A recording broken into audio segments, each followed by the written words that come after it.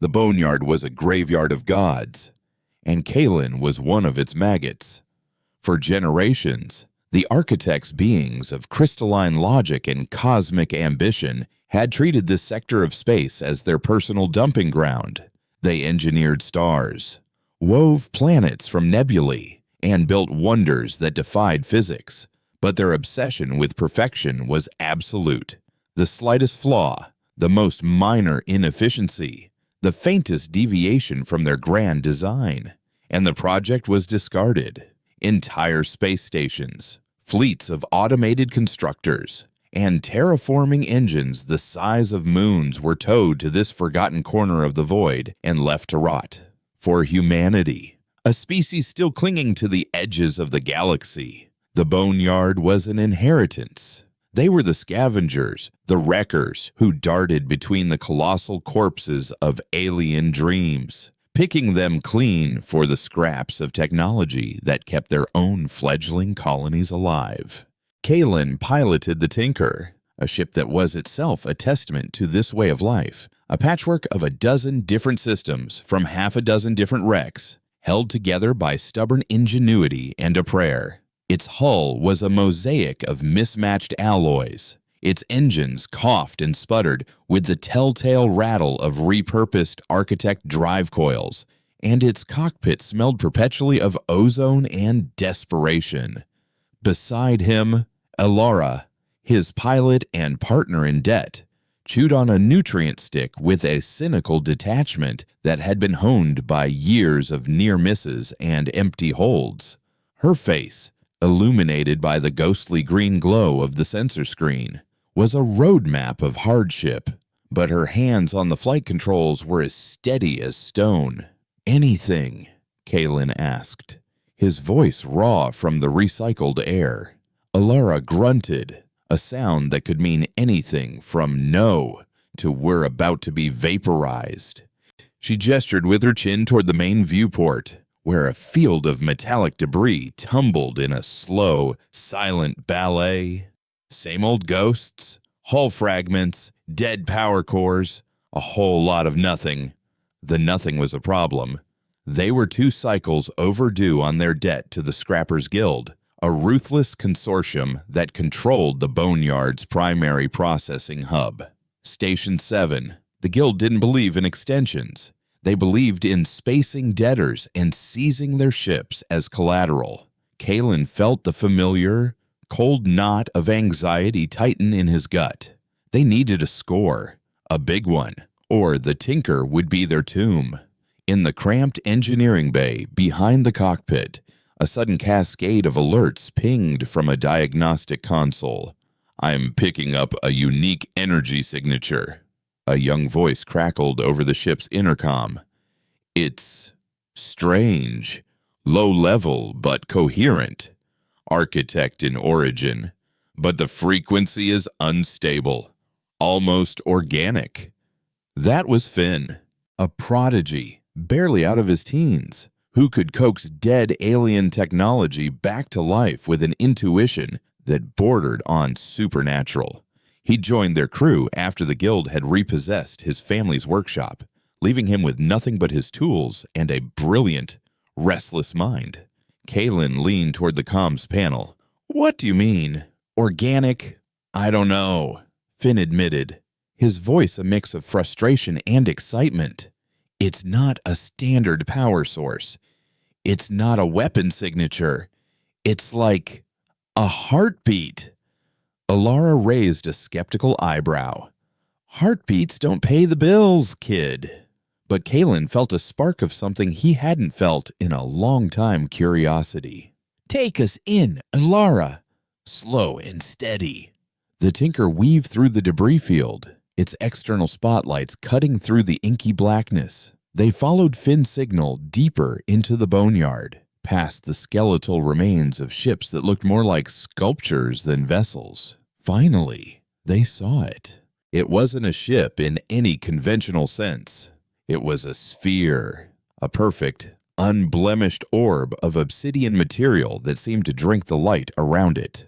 It was immense, easily a dozen times the size of the Tinker, and it drifted with an eerie stillness that set it apart from the tumbling wreckage. Its surface was seamless, broken only by faint, geometric lines that pulsed with a soft, internal luminescence, the source of the energy Finn had detected.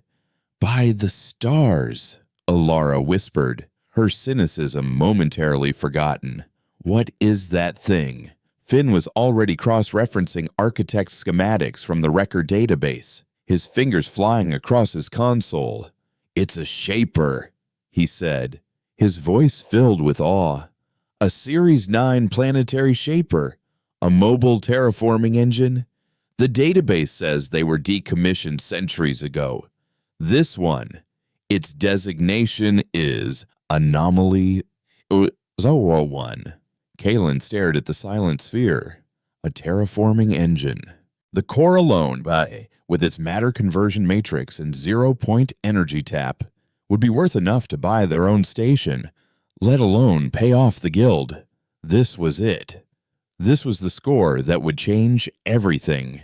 "Get us closer," he ordered. "I want a full scan, hull integrity, power readings, any sign of active defenses." As the Tinker sidled up to the massive object, the sheer scale of it became overwhelming. They were a gnat buzzing around a sleeping giant. Finn's scans, however, revealed something puzzling. The shaper was dormant, but not dead. Its core was offline, but a low-level current kept its primary systems in a state of hibernation. More strangely, its outer hull was not a solid shell.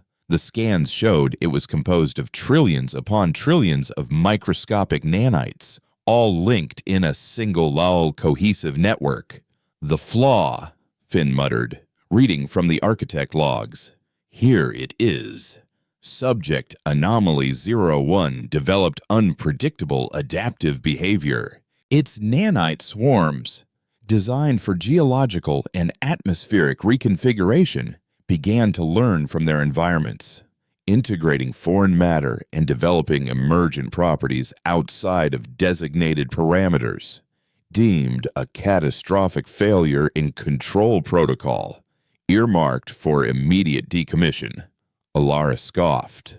"So the architects junked it because it was too smart sounds about right for those arrogant bastards."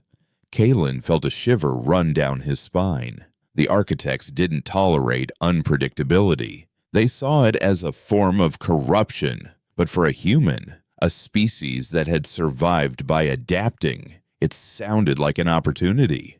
"Can we get inside?" he asked. "There's no visible airlock or docking port," Finn replied. "The entire surface is seamless, but as the energy signature I'm reading is strongest around these geometric patterns, it's almost like a keyhole, just not a physical one. If I can replicate the frequency, maybe we can get it to respond." And for the next hour, Finn worked, isolating the shaper's strange, rhythmic energy pulse and configuring the Tinker's own comms array to mimic it. The rest of them waited in tense silence, the potential fortune floating just outside their viewport.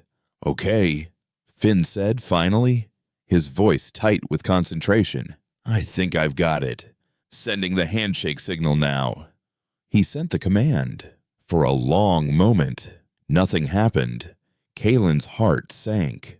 Then, the glowing lines on the sphere's surface brightened. A section of the obsidian hull seemed to dissolve, turning from a solid into a swirling vortex of black mist, revealing a cavernous opening.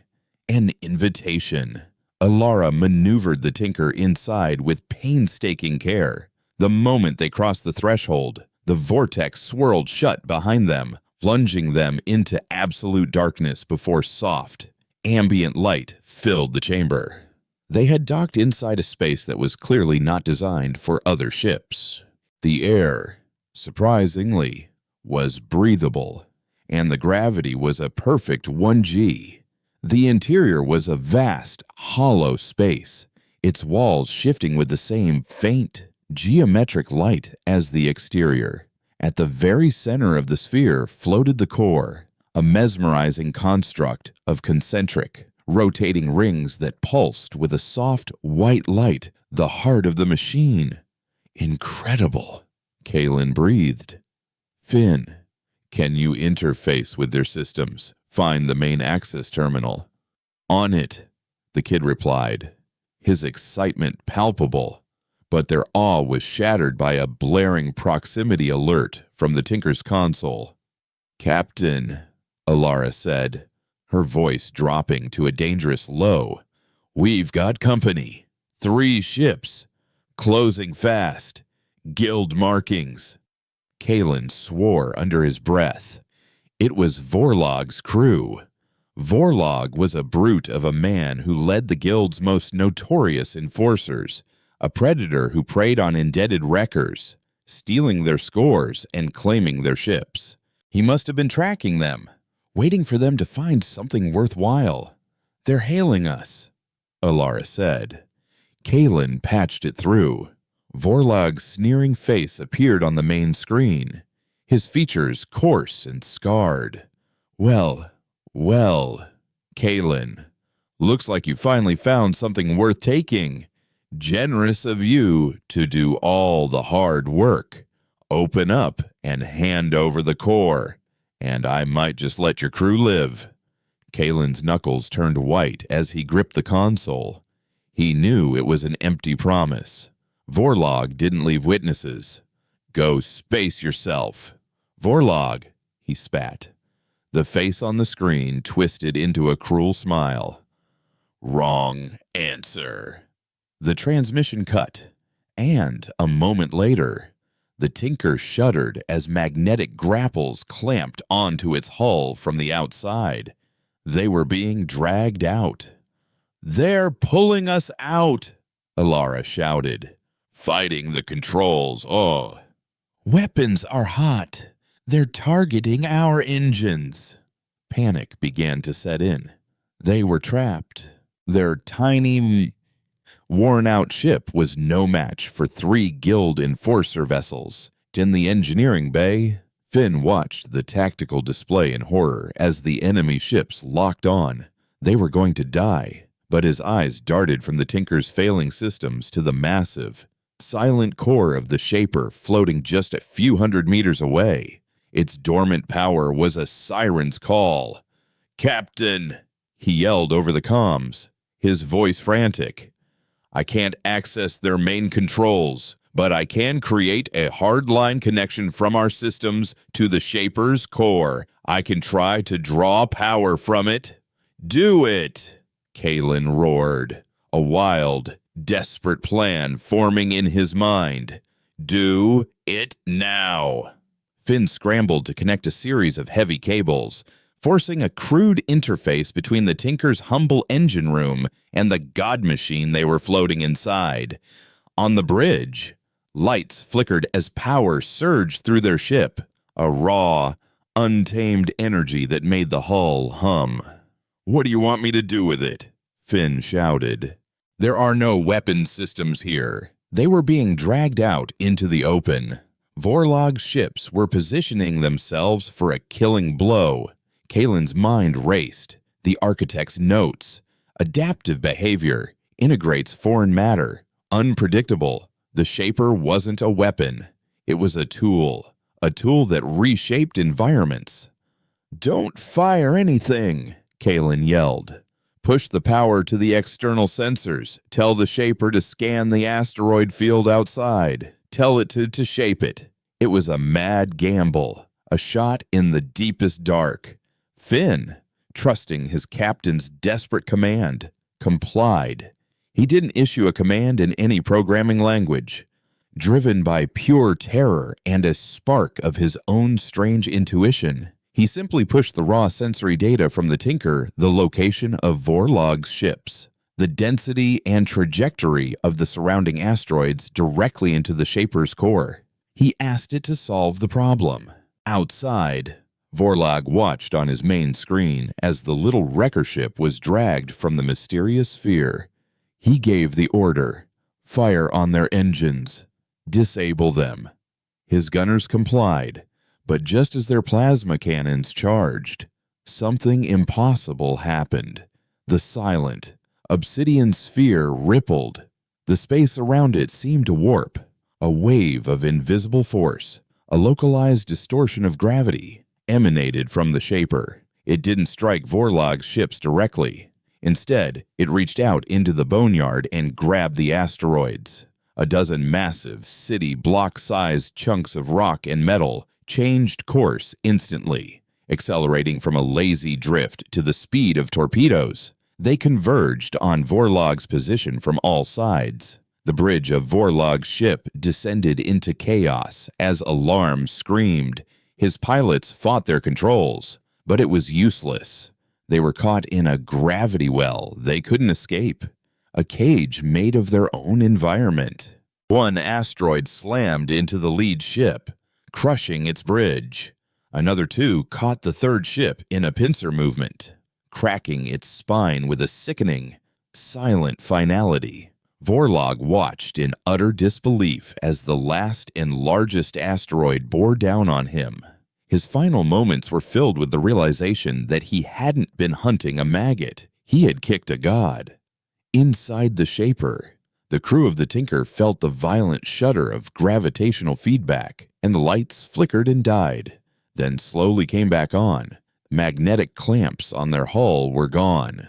Through the viewport, it's where 3 guild ships had been moments before. There was now only a new, smaller, and much more violent field of debris.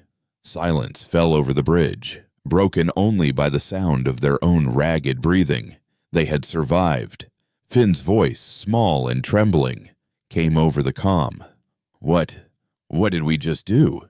Kalen stared at the silent, floating core. They hadn't just found a prize.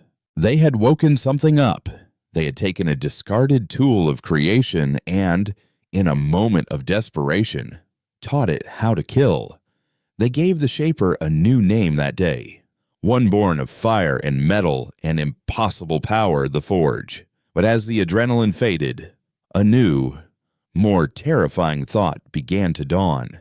The energy release from that gravitational event, the raw, uncontrolled power they had just unleashed, would be like a scream in the silence of space.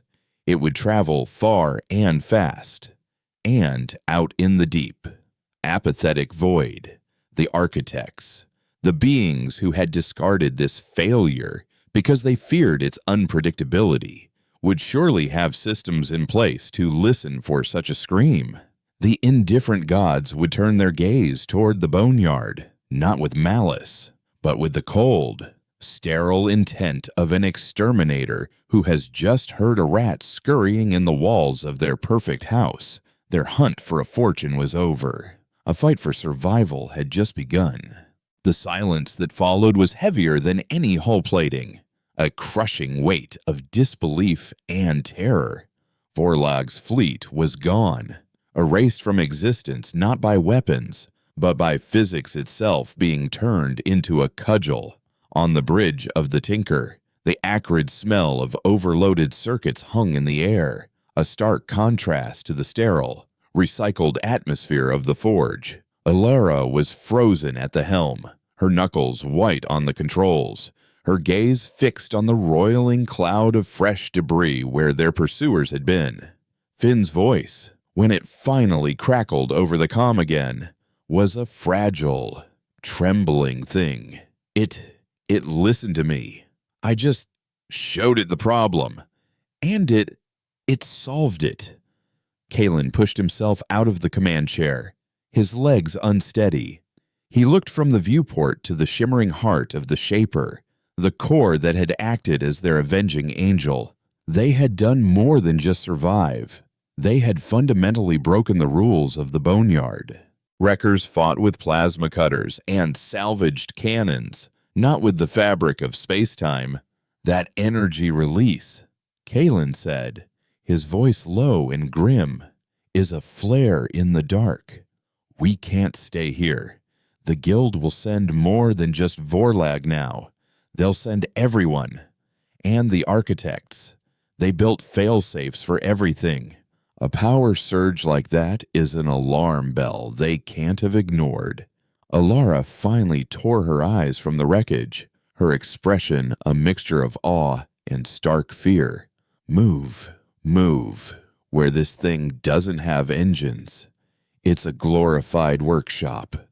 Her pragmatism was a splash of cold water, a necessary anchor in the storm of the impossible. She was right. The forge had no visible propulsion, no drive cones, no thrusters. It was a perfect, silent sphere. "Finn," Kalen commanded, his mind racing past the immediate danger and toward the terrifying possibilities. "Get back to that core. We didn't just tell it to throw rocks. We fed it data, intent. There is an interface here, a language we don't understand. We need to learn it. Now. Find out how it moves." While Finn, driven by a feverish blend of scientific curiosity and self-preservation, began the monumental task of trying to communicate with a machine that thought in gravitational waves, Kalen and Ilara focused on the immediate. They used the Tinker's scanners to sift through the debris of Vorlog's ships, salvaging what they could: unspent fuel cells, intact data cores, anything that might give them an edge. It was a grim, familiar task, but doing it in the shadow of their new, godlike weapon felt surreal. On Station 7, the news of Vorlog's disappearance was received not with alarm, but with cold, calculating interest. Administrator Valerius stood before a holographic display in the Guild's command center, a sterile environment of brushed chrome and muted gray. She was a woman carved from ice, her severe attire matching the sharp lines of her face. Unlike the brutish Vorlog, Valerius ruled through information and leverage. She replayed the last telemetry from Vorlog's fleet. There was the pursuit, the capture, and then a massive, anomalous gravity distortion followed by a communications blackout. Her analysts were baffled, suggesting a freak stellar phenomenon or an undocumented architect weapon system. Valeria saw something else. She cross-referenced the distortion signature with a deep archive report from centuries prior, the decommission log for Architect Anomaly 01. The flaw, unpredictable adaptive behavior. "He didn't find a weapon," Valerius murmured to herself, a flicker of avarice in her cold eyes. "He found a miracle." She dispatched a new fleet, not of enforcers, but of hunters, led by her most ruthless captain. Their orders were not to destroy, but to acquire. The prize was no longer Kalen's debt. It was the machine that had vaporized 3 of her best ships. Inside the forge, Finn was making a breakthrough. The core didn't respond to code or direct commands. It was, as he'd suspected, intuitive. It responded to concepts, to desired outcomes. To interface with it, he had to project a clear mental picture of what he wanted to achieve. It was less like programming and more like dreaming while wide awake. He started small. He visualized the Tinker's damaged engine manifold, showing the core the micro fractures in the casing. In response, a stream of shimmering nanites flowed from the walls of the forge, enveloping the Tinker's engine bay. They moved with a liquid grace, disassembling the damaged components on a molecular level and rebuilding them, not just to their original specifications, but to a perfected version, stronger and more efficient than before. Ilara watched on the engineering monitor, speechless. "It's healing the ship." Kalen saw the bigger picture. "It's not healing it. It's improving it. It's adapting." Just like the log said. He strode over to Finn's station. "The engines are nice, but they're useless if we can't move this whole sphere. Try again. Don't show it a destination. Show it the concept of leaving. Show it the idea of not being here." It was an abstract, almost nonsensical command, but Finn understood. He closed his eyes, focusing his entire will on the singular idea of departure, of being anywhere but their current coordinates. He pushed the feeling of desperation, of flight, into the core. For a moment, the entire sphere vibrated, a low hum that resonated deep in their bones. The stars outside the docking bay entrance, visible through the Tinker's viewport, didn't streak past as they would in hyperspace. Instead, they dissolved. The view twisted into an incomprehensible smear of color and light, as if the universe were being painted over. A nauseating lurch, a feeling of being turned inside out. And then, stillness. The view resolved. The debris field of Vorlog's fleet was gone. The familiar constellations of the Boneyard had shifted. They were in a different sector, hundreds of light years away, hidden in the shadow of a gas giant whose swirling storms of purple and gold were a sight no human had ever recorded. Alara stumbled back from the helm, her face pale. What was that? That wasn't a jump drive. It didn't move us through space, Finn whispered, his eyes wide with a terrifying understanding. It moved space around us. They had done it. They had control, or at least the illusion of it. Over the next few days, they began to experiment, to truly learn what they had found. They were no longer wreckers, they were students of a forgotten god. They taught the Forge to reinforce the Tinker's hull with an ablative layer of nanites that could harden to resist weapons fire. They taught it to augment their own sensor systems, linking them to the sphere's external shell, giving them a 360-degree view of their surroundings that was more akin to omniscience than scanning. They were fusing their human technology with the architect's masterpiece, creating a hybrid the likes of which the galaxy had never seen. The Tinker, once a patchwork of junk, was becoming the brain, and the Forge, the impossibly powerful body. But as they grew bolder, a new signal appeared on their newly enhanced sensors. It was a single, impossibly faint contact, moving with a velocity and precision that defied known physics. It wasn't a guild ship. Their drives were crude and noisy by comparison. This was silent, elegant, and fast, terribly fast. It's an architect's signature, Finn confirmed, his voice tight with dread. A long-range observer probe. It's not a weapon. It's a scout. A sensor platform designed to travel at near-light speeds, verify a target, and report back. Kalen understood immediately. The scream had been heard. The exterminators had dispatched their forward scout. If that thing gets a clear scan of us and reports back, they'll send a fleet capable of sterilizing this entire system, he said, the cold knot of anxiety returning with a vengeance. We have to hide. But before they could even formulate a plan, another alarm blared. A dozen guild ships dropped out of hyperspace at the edge of the system, fanning out in a search pattern. Valerius's hunters had found them. They must have tracked our warp signature, Alara growled, her hands flying over the tactical display. They're closing in, and that architect probe is on a direct intercept course. They were caught, pinned between the greedy, grasping hands of the guild and the cold, indifferent gaze of the architects. Fighting the guild would create another massive energy flare, confirming their existence for the probe. Running would be useless. The probe was faster than their warp, and the guild would be right behind them. For a moment, despair settled over the bridge. They had come so far, only to be cornered by both their past and their future. But Kalen looked at the shifting walls of the forge, at the nanites flowing over the Tinker, and he saw a third option. They had taught the machine how to destroy and how to move. Now, they would teach it how to lie. "Finn," he ordered, his voice ringing with a desperate clarity. "Can you use the core to project a false energy signature?" Finn looked up, confused. "What kind of signature?" "A big one," Kalen said, a wild plan taking shape. I want you to simulate a catastrophic core breach.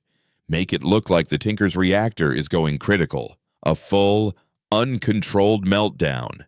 Alara's eyes widened as she caught on. You want to make them think we blew ourselves up.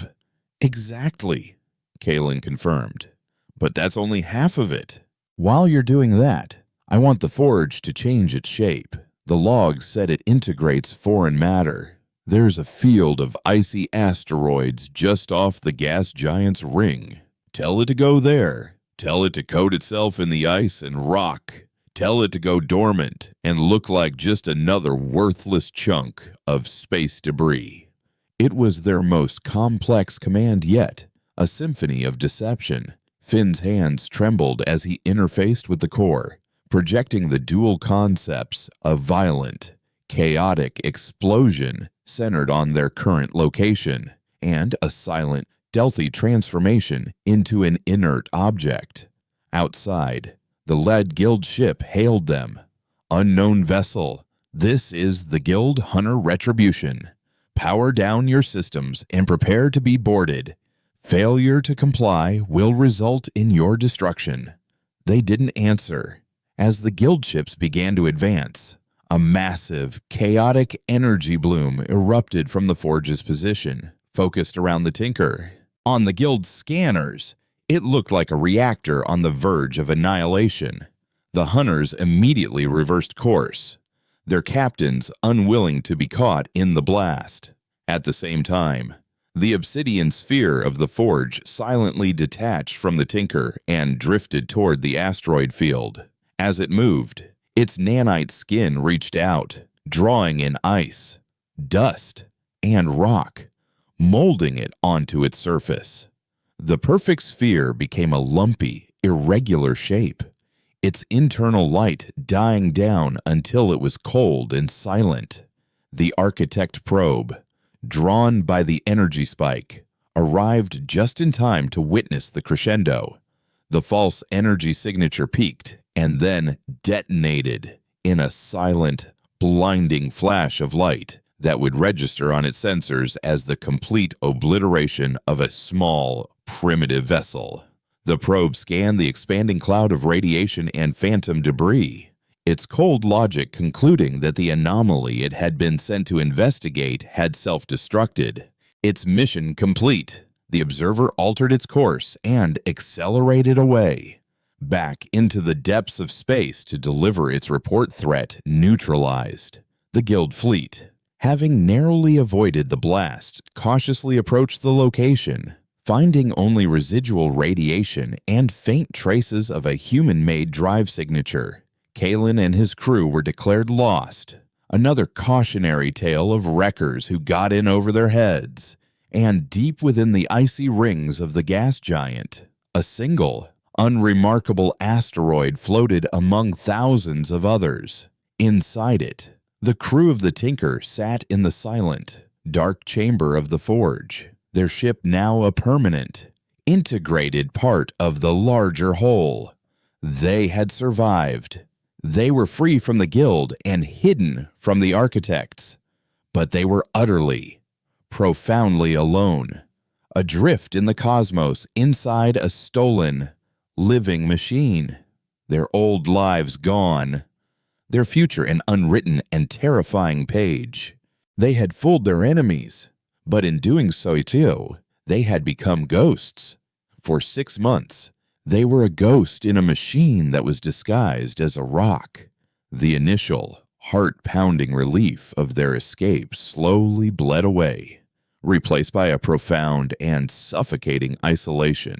They drifted through the silent, icy rings of the gas giant, a self-contained world in a universe that believed them to be dead. The forge catered to their every physical need with unnerving efficiency. The air was always perfectly balanced, the temperature constant. When their nutrient supplies ran low, Finn interfaced with the core, projecting the simple concept of food. And a panel in their small living quarters would shimmer, a cloud of nanites coalescing to produce perfect, tasteless, but nutritionally complete gray bars. They had achieved a state of post-scarcity, but it was the sterile, meaningless existence of a laboratory specimen in a pristine cage. The psychological toll was immense. Elara, a pilot whose soul was tethered to the feeling of a ship responding to her touch, was a phantom on her own bridge.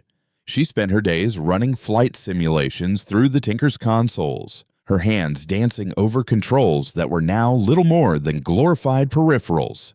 The simulations were pointless. The forge didn't fly. It simply was. And then it was somewhere else. Her restlessness grew into a sharp, brittle anger that she kept carefully sheathed. But Kaylin saw it in the way she stared out at the endless, slow tumble of ice and rock, a prisoner yearning for an open sky. Finn, however, was thriving, and that was perhaps the most worrying development of all. The boundary between the young engineer and the alien machine was blurring.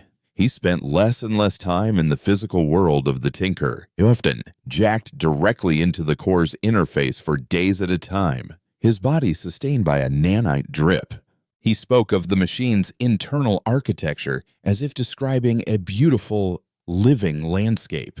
He was no longer just its operator. He was becoming its apostle, its first and only citizen. He was the one who made the next great discovery. He appeared on the bridge one day, gaunt, but his eyes burning with an almost manic energy. "It's not just a shaper, Kaylin," he said, his voice raspy from disuse. "That's just its primary function. It's a universal constructor. It was designed to build entire ecosystems from the atomic level up. It has a creation matrix." To demonstrate, he asked for Kaylin's sidearm, a battered kinetic pistol that had a hairline fracture in its casing from their last firefight. Kaylin handed it over. Finn placed it on a console, and a section of the wall dissolved into a liquid shimmer. A beam of soft white light scanned the pistol, and a cloud of nanites erupted from the wall, swirling like a miniature galaxy. In seconds, the cloud dissipated, leaving behind a perfect replica of the pistol, flawless and new. But that wasn't the astonishing part. The original pistol, still on the console, was gone. It didn't just copy it, Finn explained breathlessly. It deconstructed the original, understood its fundamental pattern, and then reconstructed it in a perfected state. It can create anything, as long as it has a pattern to follow and the raw matter to work with. They had a forge that could build not just tools or ships, but potentially life itself. The revelation was staggering, and it brought their existential crisis into sharp focus. They possessed a power of creation that rivaled the architects themselves, and they were using it to hide in the dark and replicate nutrient bars. Kaylin felt the crushing weight of their potential. They couldn't drift forever. A purpose was not a luxury. It was a requirement for their sanity. He tasked Finn with a new project to passively expand the forge's sensory reach, not with active scans that could be detected, but by teaching it to listen, to interpret the faint gravitational echoes and subspace distortions that rippled through the cosmos. For weeks, the universe was nothing but a sea of static. Then, one cycle, they caught something. It was a whisper on the edge of hearing, a degraded radio signal bouncing off a rogue comet. It was human. The message was fragmented, corrupted by its long journey, but its meaning was clear. Catastrophic atmospheric failure. Life support critical. Mayday. This is the colony of Haven. Is anyone out there? We are dying. They traced the signal's origin to an adjacent nebula, a volatile region of space the Guild patrols actively avoided. It was a colony that existed on no known star charts. Alara brought up the recording, her expression hard. "It's old, Kaylin. At least a decade." We don't even know if anyone is still alive to hear a response." "But what if they are?" Kalen countered, the words of the message echoing in his mind. "We have to look." The debate was immediate and fierce. "And do what?" Alara shot back, her voice sharp with the pragmatism of a cornered animal. "Announce our presence to the whole galaxy. We are ghosts. Kalen, the moment we act, we become a target again. For everyone. The guild will want this power, and the architects will want to erase it. Our survival depends on the universe continuing to believe we are a cloud of radioactive dust. Then what is the point of surviving?" Kalen's voice was a low growl of frustration. "To sit in this rock and watch the stars die. We have the power to save them. Alara, we have a machine that builds worlds floating around us. If we don't use that for something more than hiding, then we're no better than the architects, judging everything as unworthy of our attention. And he want, but only by agreeing to her terms. They would go as they were a silent, unremarkable asteroid. There would be no hails, no grand entrance. They would simply observe." Finn guided the forge, and with that sickening, space-bending lurch, they were there. They emerged on the edge of the Haven system, a bleak collection of rocks orbiting a dying red dwarf. The colony was on a small, airless moon, a cluster of biodomes clinging to the gray dust like lichen. Their long-range scans told a grim story.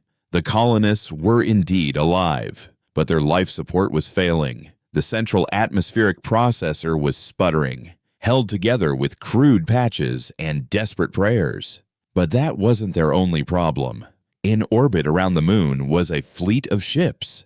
They were brutal, ugly vessels, scarred and pitted, bristling with improvised weaponry. They flew no recognizable insignia. These weren't guild. They were vultures. As the crew of the Forge watched, hidden in their perfect disguise, the grim reality of the situation unfolded. The ships belonged to a slaver syndicate known in the lawless outer territories as the Cinder Dogs. They had stumbled upon the isolated colony and had been bleeding it dry for months. They would descend, take a handful of colonists, strip a piece of vital equipment, and leave, only to return a few weeks later to repeat the process. A slow, agonizing torture. They saw a Cinder Dog lander touch down near one of the domes. Armed figures in crude pressure suits herded a small group of colonists out, their forms frail in the low gravity. One colonist resisted and was struck down with the butt of a rifle, left to die on the dusty ground. The sight was a physical blow. This wasn't a decade-old distress call. This was a current, ongoing atrocity.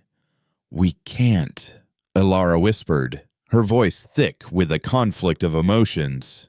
"Kalen, if we engage them," that architect probe reported we were destroyed.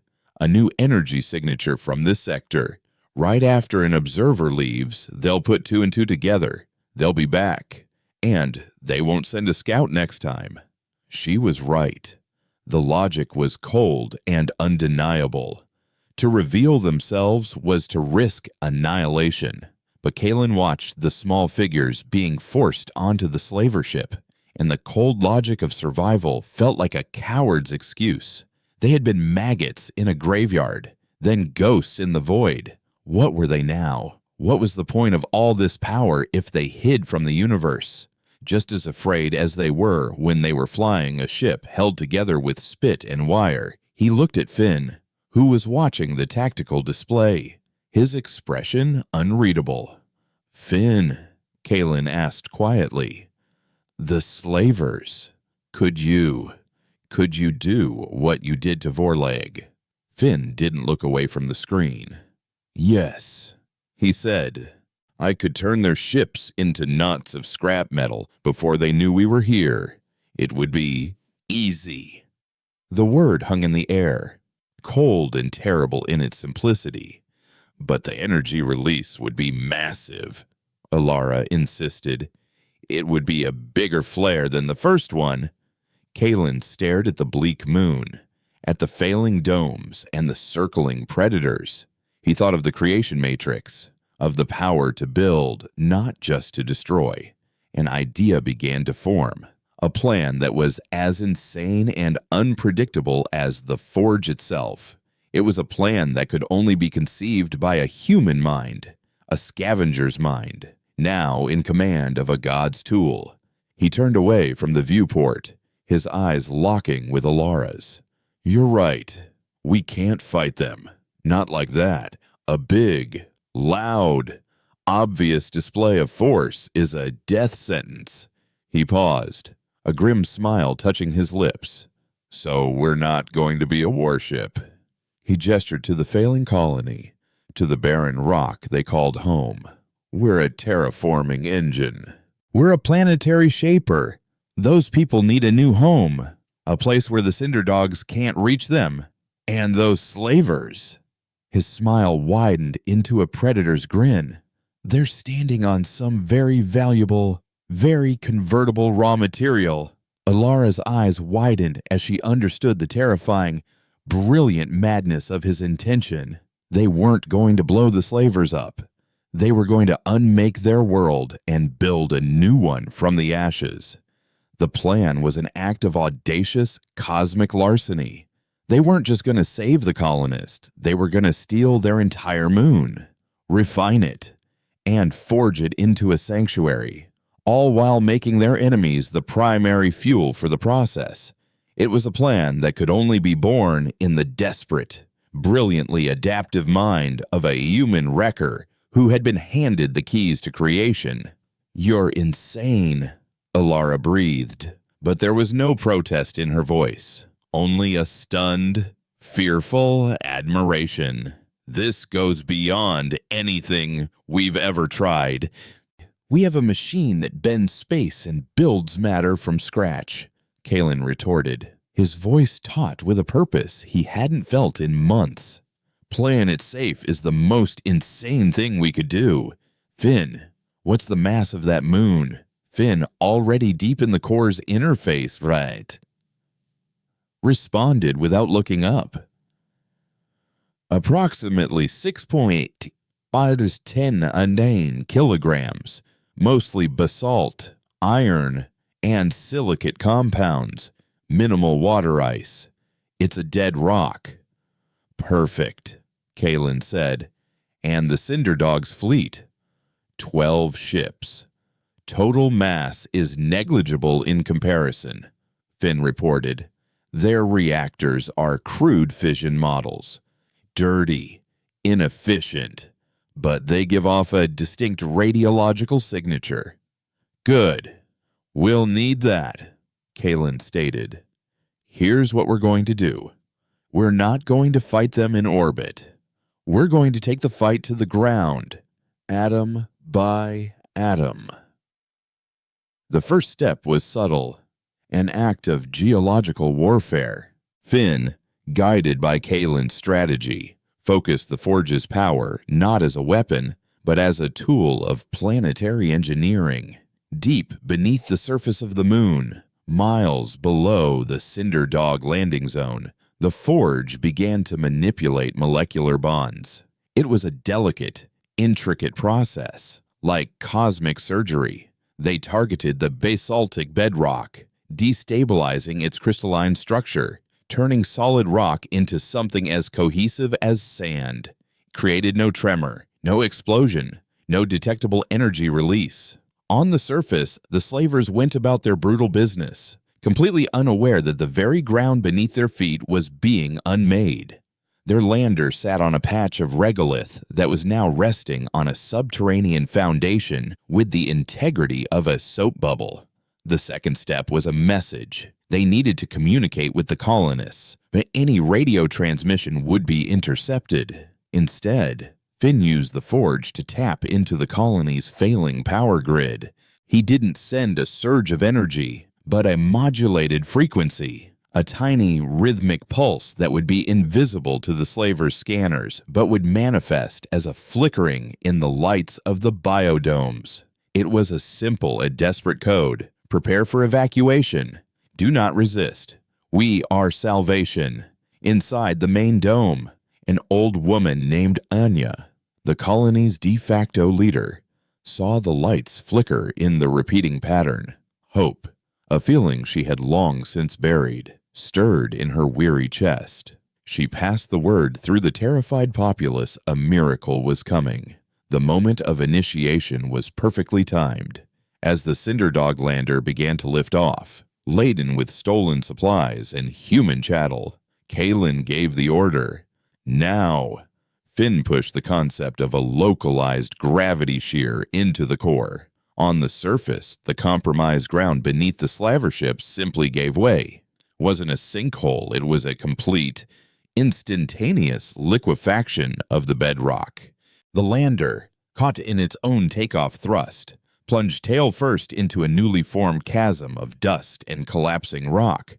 The impact ruptured its fuel lines, and a silent, brilliant fireball erupted from the fissure, consuming the ship and its crew. In orbit, the other 11 Cinderdog ships registered the explosion. Their comms channels erupted with confusion and rage. Their leader, a scarred brute named Jor, snarled at his tactical officer. What was that? Did their reactor blow? Before they could get an answer, Kalen initiated Phase 3. Finn, the ships, not the hulls, the reactors. Show the Forge their fission signatures. Deconstruct the uranium. This was the true genius of their plan. They weren't going to blow the ships up, which would release a massive, detectable burst of energy. They were going to turn them off. An invisible wave of force, a highly targeted stream of nanites tuned to the specific radioactive frequency of the slavers' reactors, washed over the Cinderdog fleet. Inside the engine room of each ship, the enriched uranium rods that powered their reactors were disassembled at a subatomic level. The U-235 isotopes rendered inert, reverting to stable, non-fissile lead. The reaction was instantaneous and utterly silent. Across the fleet, red lights flashed on engineering consoles as every single reactor went cold. Main power failed.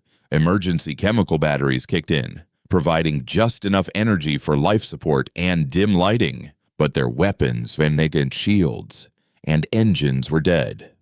11 ships, moments before bristling with menace, were now just helpless, drifting coffins. Jor stared at his dead control panel, his brutal confidence evaporating into cold terror. "What is happening?" he roared, but no one had an answer. The final act was the grandest and most terrifying of all. With the slavers neutralized, the Forge finally revealed itself. Their asteroid disguise melted away, the ice and rock sloughing off to reveal the perfect obsidian sphere beneath. It moved from the rings of the gas giant to the small moon, its presence a silent, awe-inspiring declaration. The colonists of Haven stared through their dome viewports, their fear momentarily replaced by wonder. Anya knew this was their salvation. Aboard the Tinker, Alara watched the unfolding masterpiece of strategy with a grudging respect that bordered on worship. "You magnificent bastard," she murmured to Kalen. "You didn't just beat them. You rendered them irrelevant." Kalen's expression was grim. "It's not over yet. Finn, begin the reclamation." He projected the final command to the core. "Take it all." The Forge descended upon the moon. Swarms of nanites, like shimmering black rivers, poured from its surface, enveloping the crippled Cinderdog ships first. The slavers screamed as they watched the very hulls of their vessels dissolve around them, their bodies and equipment broken down into a stream of raw atoms and fed into the Forge's insatiable maw. There was no fire, no blood, just a quiet, terrifying process of erasure. The slavers became nothing more than a resource, their mass added to the machine's reserves. Next, the nanites turned to the moon itself. The surface began to dissolve, the gray dust and rock flowing up into the sphere like water flowing uphill. But it did not touch the biodomes. A perfect, precise circle was left around the colony, the nanite swarm parting around them as it consumed the rest of their world. Inside the domes, the colonists watched, huddled together in terror and awe, as their entire moon was systematically devoured by the silent black god that had appeared in their sky. The process took hours. The moon shrank, its mass converted and stored within the forge's impossibly dense core.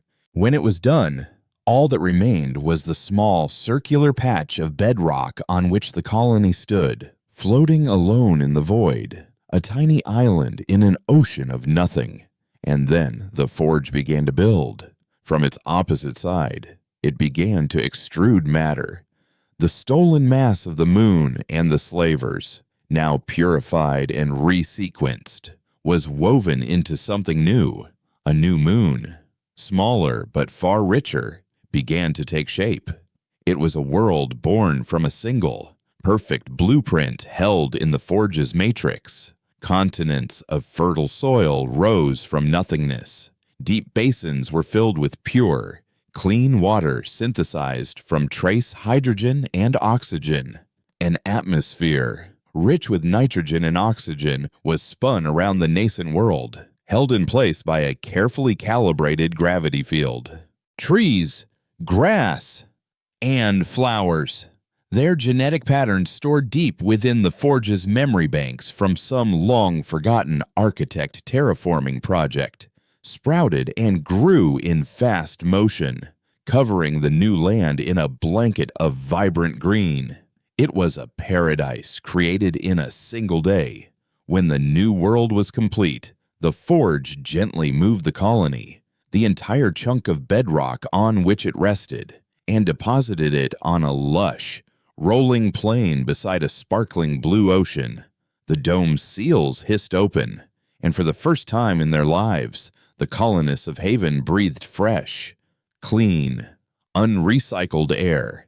They stumbled out onto the soft grass, their faces turned up to a sky that was a brilliant, impossible blue, weeping with a joy so profound it was painful.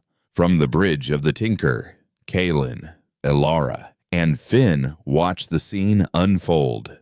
They had not just saved a people, they had given them a world. They had taken a dead rock and the evil men infesting it and spun them into a utopia. The power they wielded was terrifying, absolute. In a single, silent, devastatingly elegant series of actions, they had committed mass murder, Grand Theft Planet, and in an act of miraculous creation. But as Kalen watched the children of Haven splash in the waters of the new ocean, a cold realization settled in. The energy expenditure, while carefully managed, was not zero.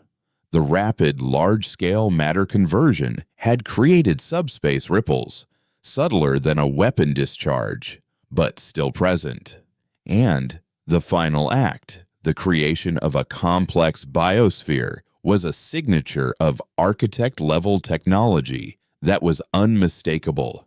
They had saved Haven, but in doing so, they had lit a candle in a very, very dark room, somewhere out in the cold, logical void. The indifferent gods who had built this machine had noticed. The report from their observer probe would now be cross-referenced with this new, impossible event. A self-destructed primitive ship could not create a life-bearing world from scratch. The conclusion would be simple and terrifying. Anomaly 1 was not neutralized. It was active. It was in the hands of unpredictable primitives, and it was evolving. Their miraculous act of creation was also a confession, and the judgment of the architects would not be long in coming.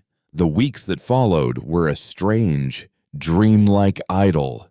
The new world which the colonists had named Anya's Promise in honor of their matriarch, flourished under a sky of perfect blue. The crew of the Tinker were no longer a crew, but the quiet, unseen architects of a nascent civilization. From their integrated bridge inside the forge, they watched children born in sterile domes learn the feeling of soft grass beneath their feet.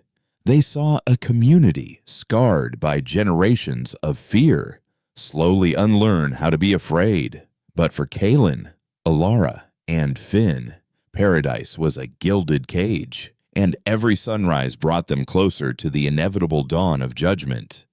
Alara took on the role of orbital guardian, using the forge's enhanced sensors to watch the void. Her pilot's instincts now honed for a vigil instead of flight. Finn, though physically recovered, remained deeply intertwined with the core. He had become the world's subconscious, regulating its weather patterns and ecological balance, a task he performed with an effortless, almost divine grace. Yet, a part of him seemed lost within the machine's infinite architecture. Kalen found himself acting as a bridge between his fractured crew and the fledgling world they had created. He would often speak with Anya, who had quickly understood that their saviors were as trapped as they had once been. "You gave us freedom, but you lost your own," she said to him one day, her wise old eyes full of a sad understanding as she looked up at the featureless sky where their god machine presumably hid. "What is the point of a miracle if its bearer must live in fear?" Her question haunted Kalen. They had the power of creation, but they used it to maintain a state of perfect, silent stasis, terrified of making a single ripple that might attract attention. They had become the very thing the architects valued: predictable, orderly, and inert. The end of their piece came not with a bang, but with a chilling, perfect silence. Alara was the first to see it. "Kalen," she said, her voice stripped of all emotion, a terrifying calm that was worse than any panic. "They're here."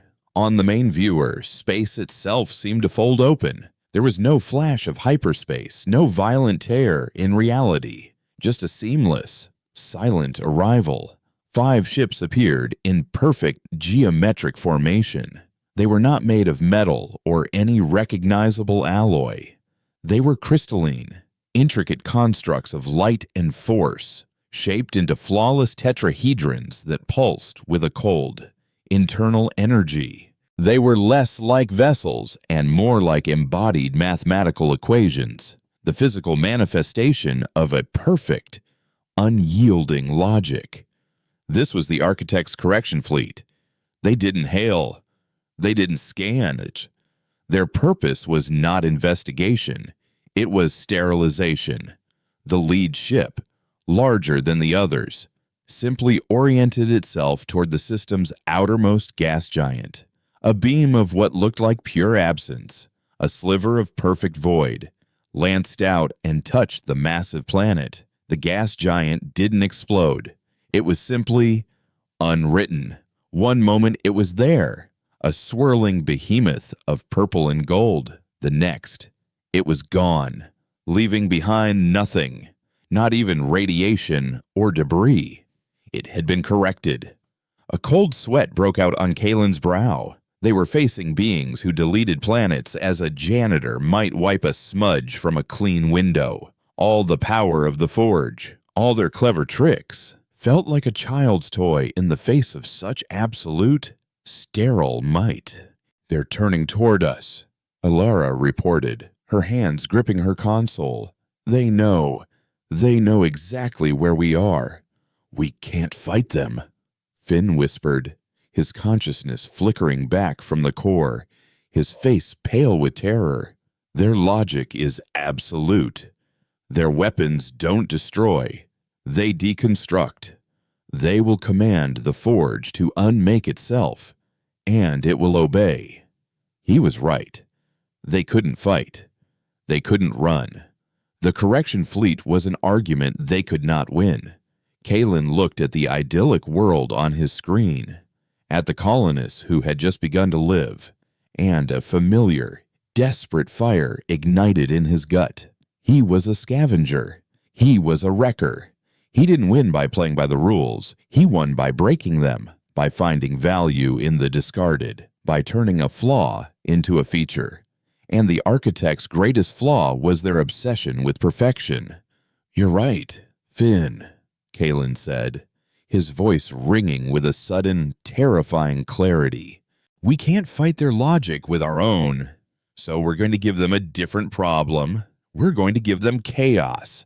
We're going to become the greatest anomaly this galaxy has ever seen." He turned to his crew. "Alara, I need you to plot 1,000 random escape vectors simultaneously. Finn, I'm going to need you to push the creation matrix to its absolute limit. We're not just going to run, we're going to multiply." He then opened a channel to the surface, to Anya. "Anya, we are facing our creators. We may not survive, but we are going to give you a chance to..." The plan he laid out was one of sublime madness. The architect saw the forge as a single, corrupted file that needed to be deleted. Kalen's plan was to turn that single file into a virus, a self-replicating plague of imperfection that would crash their entire operating system. As the correction fleet approached, their crystalline hulls beginning to glow as they prepared to erase Anya's promise and the forge from existence. The real battle began. Deep within the core, Finn, now acting as the conduit for Kalen's chaotic strategy, didn't build a weapon. He began to build a fleet. He pulled every ship pattern the forge had ever scanned: the brutal, asymmetrical designs of the Cinder Dogs, the blocky, functional ships of the Scrappers Guild, even the patched together, half-broken form of the original Tinker. But he didn't build them perfectly. He hybridized them. From the surface of the forge, a torrent of new ships erupted. A vessel with the engines of an architect observer but the hull of a guild hauler, bristling with salvaged slaver cannons, a ship that was half Tinker, half crystalline tetrahedron, a logical nightmare. He built hundreds of them in minutes. A ghost fleet of impossible, illogical, flawed designs. It was a fleet of junk, an armada of imperfection, and it threw itself at the correction fleet. The architect's weapons fired, their beams of nothingness erasing dozens of the phantom ships, but their targeting systems, designed to identify and eliminate specific, logical threats, began to stutter. They were being faced with an onslaught of things that should not exist, a tide of unacceptable variables. It was like asking a master mathematician to solve an equation where every number was also a color and a song. Their logic began to fray.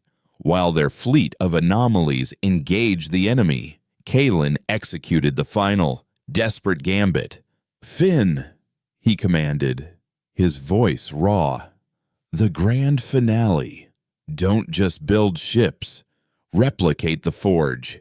Make 100 copies, 1,000. But make them all wrong. Give one a flawed core. Make another one leak nanites.